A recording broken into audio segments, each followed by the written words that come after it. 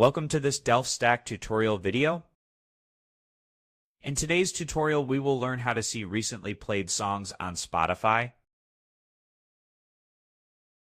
Spotify keeps a history of songs you have listened to, making it easy to find tracks you recently played but didn't save.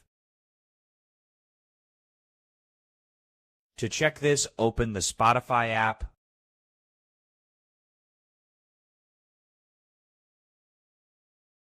Then go to your profile. From here, go to the Recent section.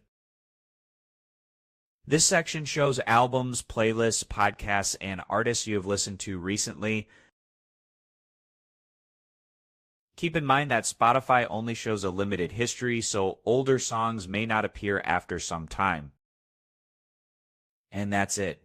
We just learned how to view recently played songs on Spotify. You can access this using the Profile menu and Recent Activities section. Thanks for watching, and don't forget to check out the next DelftStack tutorial videos.